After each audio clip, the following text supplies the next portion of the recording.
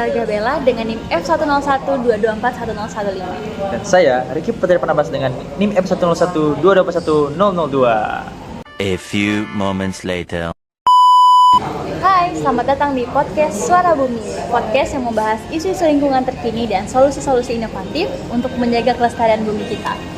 Nah, di episode kali ini kita menyelami berbagai topik penting, salah satunya adalah mengenai permasalahan iklim dan polusi yang terjadi di Indonesia saat ini. Nah, seperti yang kita tahu, permasalahan iklim dan polusi ini hanyalah beberapa dari sekian banyak tantangan lingkungan yang kita hadapi saat ini.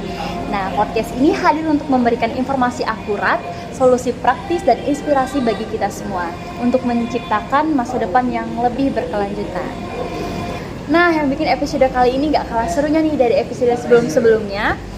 Kali ini kita kedatangan salah satu narasumber yang bekerja di salah satu BMKG yang ada di Indonesia. Nah, kalian penasaran gak nih? Langsung aja, tanpa berlama-lama, kita persilakan kepada Bapak untuk memperkenalkan diri. Oke, waduh, terima kasih nih atas sambutan yang sangat luar biasa sekali. Baik, Nah, sama-sama. sebelumnya saya ingin mengucapkan terima kasih karena telah diundang di salah satu podcast yang cukup terkenal di Indonesia maupun di media sosial. Yang dimana menurut saya podcast ini cukup menarik dan mengedukatif sekali, terutama bagi kita sebagai generasi-generasi yang harusnya lebih paham tentang menjaga lingkungan. Nah, baik nih, perkenalkan nama saya Ricky Putri Panabas. Saya adalah salah satu seorang yang bekerja di BMKG yang ada di Indonesia. Wah, sepertinya sangat menarik sekali ya teman-teman. Nah, Pak, jadi kami sudah menyiapkan beberapa pertanyaan yang akan kami berikan kepada Bapak nih. Apakah bisa langsung dimulai saja, Pak? Oh, silakan, bisa langsung dimulai. Baik, untuk yang pertama, apa sih Pak perubahan iklim dan polusi yang terjadi di Indonesia saat ini agar saya dan para penonton yang ada di rumah bisa tahu nih Pak? Mungkin Bapak bisa jelasin sedikit? Ya, ini pertanyaan yang cukup menarik sekali ya. Sebenarnya perubahan iklim itu adalah satu perubahan jangka panjang dalam suhu atau pola cuaca global nih. Nah, hal ini tuh terjadi sebenarnya adalah akibat dari manusia, yang dimana akibat atau aktivitas manusia ini seperti pembakaran bahan bakar fosil, bisa efek gas rumah kaca, dan seperti pembakaran karbon dioksida, gas metana, bahkan sampai nitrogen dioksida. Nah, hal inilah yang menyebabkan pemanasan global yang berlebih, yang pemanasan yang global ini bisa mempengaruhi ekosistem bumi dan termasuk di Indonesia. Oh, jadi ternyata perubahan iklim di Indonesia saat ini, yang terjadi di Indonesia saat ini hampir sepenuhnya disebabkan oleh manusia itu sendiri ya? Pak? Benar sekali Mbak Rahel. Oke, baik. Untuk selanjutnya, kalau polusi itu sendiri seperti apa Pak? Oke. Kalau polusi ini biasanya merujuk pada hal yang menyebabkan pencemaran. Nah, pencemaran ini bisa bersifat pencemaran udara, Pencemaran air. ya benar sekali, dan pencemaran tanah. Nah, ini tuh sebenarnya terjadi oleh akibat manusia itu sendiri. Aktivitasnya tuh seperti pembuangan limbah industri secara sembarangan, asap kendaraan bermotor, bahkan sampai limbah sampah plastik yang bisa merusak pencemaran udara. Iya, betul sekali. Seperti yang saya pribadi tapi emang saya sering membaca beberapa berita bahwa masyarakat seringkali membuang sampah sembarangan seperti di sungai dan tempat-tempat yang seharusnya tidak menjadi tempat pembuangan sampah itu sendiri. Benar sekali Mbak Rahel. Nah, itu merupakan salah satu pemicu pencemaran di air. Nah, yang masalah utama yang sekarang yang kita hadapi di Indonesia itu adalah pencemaran udara, yang dimana pencemaran udara ini menjadi kasus utama yang sangat berpengaruh sekali untuk keberlangsungan hidup di masyarakat, terutama di Indonesia.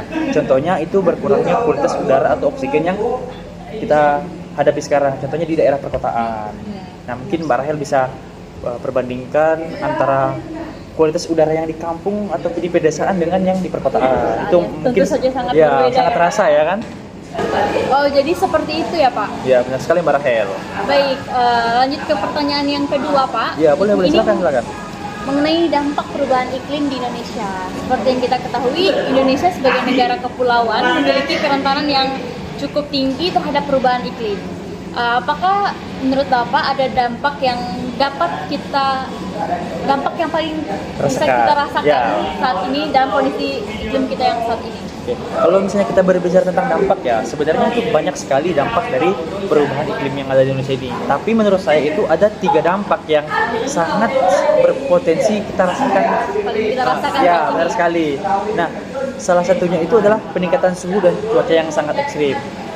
Nah, kalau peningkatan suhu ini kita bisa rasakan sendiri ya kan. Cuaca di Indonesia sekarang itu sangat panas sekali ya kan. Nah, selain dari cuaca yang sangat panas, perubahan cuaca ekstrim yang ada di Indonesia itu adalah perubahan seperti badai tropis, hujan lebat yang bisa menyebabkan banjir. Bahkan saking lebatnya hujan ini, itu menyebabkan daerah yang sebelumnya tidak pernah banjir, itu bisa banjir terkena perubahan cuaca ekstrim ini. Nah, selain dari perubahan cuaca ekstrim hujan lebat, itu ada juga perubahan cuaca ekstrimnya seperti kemarau. Kemarau yang berkepanjangan sehingga menyebabkan kekeringan yang parah gitu, sehingga menyebabkan orang-orang yang melakukan pertanian itu tidak bisa menghasilkan pertanian yang maksimal akibat dari kekeringan ini. Oke, baik seperti itu ya Pak. Ya, benar sekali, Baik, untuk dampak yang kedua? Oke, untuk dampak yang kedua itu kita bisa lihat di perairan, seperti itu menaiknya permukaan air laut. Nah, kita kan tahu sendiri lah kan, Indonesia itu memiliki banyak sekali wilayah-wilayah pesisir pantai yang rentan untuk naiknya air permukaan laut. Nah, ada beberapa daerah yang sangat berpotensi sekali dari dampak ini, seperti dari Jakarta. Nah, ini tuh sudah kita mulai bisa rasakan dampaknya. Salah satunya itu ada pergerakan tanah dan abrasi pantai yang mengancam permukiman bahkan infrastruktur di daerah tersebut. Baik, untuk yang ketiganya Pak? Nah, untuk yang ketiganya itu adalah adanya gangguan pada keanekaragaman hayati yang ada di Indonesia. Pada perubahan iklim ini, itu juga bisa mempengaruhi loh ekosistem yang ada di Indonesia. Salah satunya itu seperti hujan tropis, terumbu karang, bahkan mangrove yang merupakan habitat asli dari beberapa banyaknya spesies yang ada di Indonesia. Nah, pemanasan global ini adalah salah satu pemicunya, yaitu bisa merubah pola migrasi, bahkan pertumbuhan berbagai spesies, baik itu flora maupun fauna. Seperti itu, Rahel. Dari dampak perubahan iklim yang bisa kita rasakan pada saat ini. Oke, baik Pak. Apakah ada dampak jangka panjang dari perubahan iklim ini ya Pak ya bagi masyarakat Indonesia, terutama yang tinggal di daerah pesisir nih Pak? Waduh, kalau berbicara tentang dampak untuk daerah yang dekat dengan pesisir itu sebenarnya dampaknya itu sangat besar sekali. Selain dari ancaman terhadap daerah permukiman, perubahan iklim ini juga mempengaruhi tentang ketahanan pangan. Nah, terutama masyarakat yang di daerah pesisir itu sangat mengandalkan yang sekali hasil laut gitu, seperti nelayan. Nah, ini bisa mempengaruhi hasil dari nelayan tersebut. Baik, mungkin kita lanjut ke pertanyaan yang berikutnya Pak. Ya, bisa, silakan. Baik, tadi kita sudah membahas tentang dampak dari perubahan iklim yang terjadi di Indonesia saat ini. Nah, yang selanjutnya nih Pak, kita akan membahas tentang polusi udara yang ada di Indonesia. Ya. Seperti yang kita ketahui, polusi udara di Indonesia ini terutama di kota-kota besar nih Pak ya. Ya. Seperti di Jakarta, bahkan kota-kota besar lainnya kan. Ya. Menjadi salah satu masalah yang semakin parah. Nah, pencemaran udara ini umumnya disebabkan oleh kendaraan bermotor, limbah industri, dan pembakaran sampah. Ya, benar sekali. Di Indonesia kan banyak sekali sampah yang beredar, jadi pembakaran sampah itu tidak teratur gitu. Ya. Nah, di Jakarta contohnya polusi udara seringkali melebihi batas aman yang ditetapkan oleh WHO. Nah, mungkin ada beberapa dampak yang mungkin kita bisa ketahui seperti dari kesehatan masyarakat nih Pak. Oke. Menurut Bapak seperti apa? Kalau dampak polusi untuk kesehatan masyarakat itu sendiri ya, sebenarnya polusi udara ini sangat memiliki dampak yang cukup serius terhadap kesehatan. Nah, dampak dari salah satu kesehatan ini itu masyarakat itu bisa mengalami yang namanya gangguan pernapasan seperti asma dan bronkitis. Nah, semakin banyaknya penderita ini yang hadir di masyarakat, terutama nih terhadap anak-anak, bahkan yang paling berpengaruh itu adalah orang-orang yang lanjut usia. Selain itu, polusi udara ini juga berkontribusi pada penyakit jantung dan diare. Nah, itu sedikit penjelasan tentang pengaruh polusi udara terhadap kesehatan masyarakat. Nah, sebenarnya selain dari bisa mempengaruhi kesehatan masyarakat, polusi udara ini juga bisa mempengaruhi kualitas hidup. Karena semakin berkurangnya kualitas udara yang segar, itu bisa mempengaruhi kualitas hidup masyarakat, bisa mengurangi kenyamanan, bahkan bisa membatasi aktivitas luar ruangan yang sehat seperti itu. Oke, baik. Apakah ada langkah-langkah nih Pak yang bisa diambil untuk mengurangi polusi udara yang terjadi di kota-kota besar di Indonesia nih Pak? Nah, sebenarnya itu ada beberapa langkah yang bisa kita ambil untuk bisa mengurangi dari dampak polusi udara ini.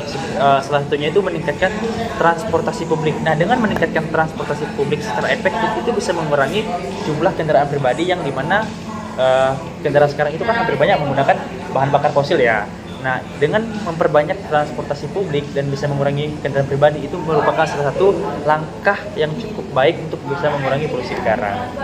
Nah, selain itu juga bisa memperkenalkan kendaraan listrik. Nah, kendaraan listrik ini kan seperti kita ketahui tidak menggunakan bahan bakar fosil ya, lebih menggunakan seperti tenaga listrik untuk berjalan.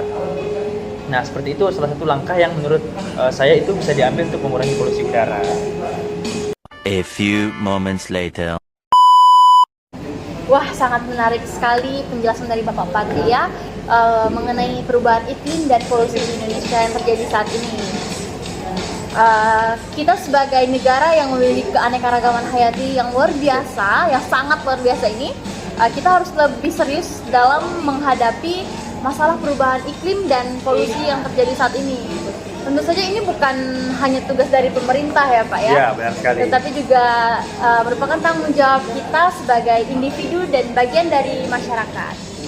Nah teman-teman, setiap langkah kecil yang kita ambil untuk menjaga lingkungan akan berdampak besar bagi generasi yang akan datang. Oke, sampailah kita di penghujung acara kita pada siang hari ini. Terima kasih kepada Bapak Patria atas wawasan yang sangat berharga. Semoga pembahasan ini bisa menginspirasi kita semua ya teman-teman untuk lebih peduli terhadap masalah perubahan iklim dan polusi. Dan kita bisa melakukan tindakan nyata untuk menjaga bumi kita seperti Membuang sampah harusnya pada tempatnya, tidak membuang sampah sembarangan seperti di sungai ya kan. Nah, sampai jumpa di episode selanjutnya ya teman-teman. Bye-bye. Terima kasih. Bye-bye.